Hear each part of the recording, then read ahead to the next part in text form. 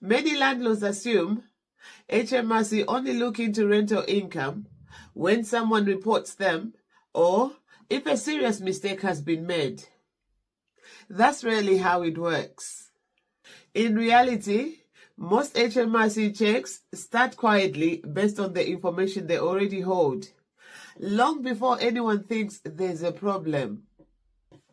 In this video, I want to explain what HMRC usually check first when you own a rental property, the common red flags landlords miss, and why people are often contacted years later, not immediately. This applies whether you rent out one property, only rented temporarily, or work under PAYE alongside rental income. Hello, welcome to today's video. My name is Dora. I'm a chartered certified accountant and fellow tax advisor here at Grace Certified Accountants. Now, before we continue, can I ask you to please subscribe to our channel for more property tax tips and advice?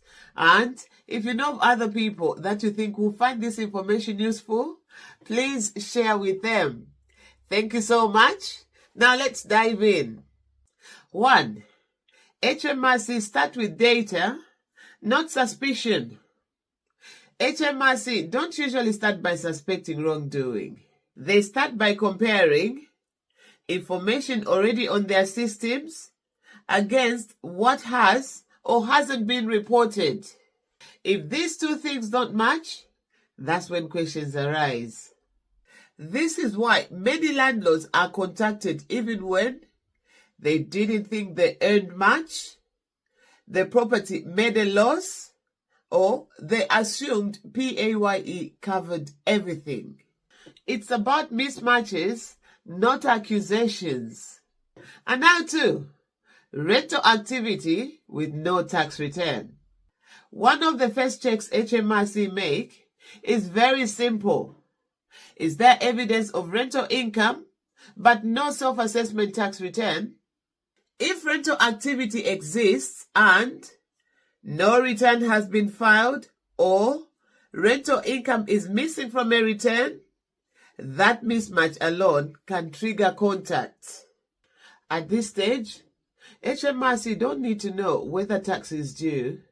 They just need to see that something doesn't line up. And now, PAYE income plus property. This is one of the most common scenarios I see. If you are taxed correctly through PAYE, it's easy to assume HMRC already know everything about your income. But PAYE only covers employment income. Rental income sits outside PAYE and must usually be declared separately. So, when HMRC see PAYE income alongside evidence of property ownership or signs of rental activity, they often check whether anything is missing. This is especially common where someone rents out a former home, a property is let temporarily, or the rent is just covering the mortgage. And now, third-party information. HMRC received information from many external sources over time, including letting agents, rental platforms, councils and licensing schemes, and mortgage providers. And this doesn't always lead to immediate action.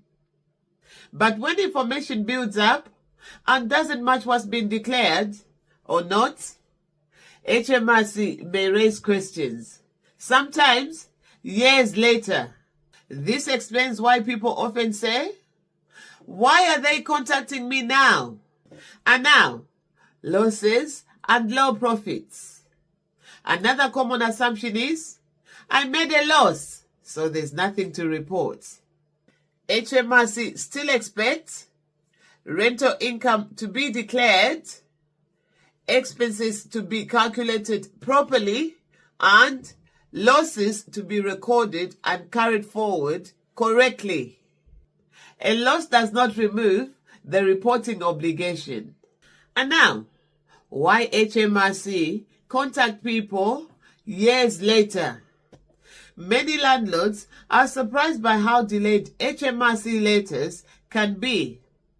This usually happens because data builds gradually, inconsistencies become clearer over time, and checks are often retrospective.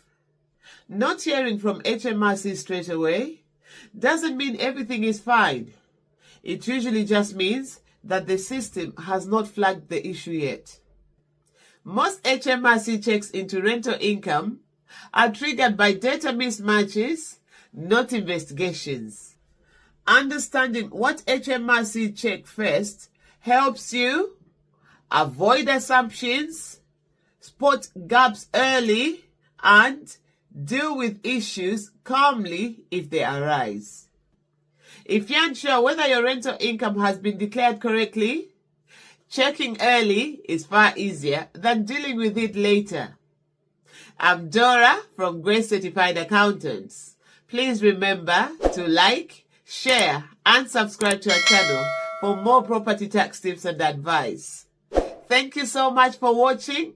I'll see you again soon.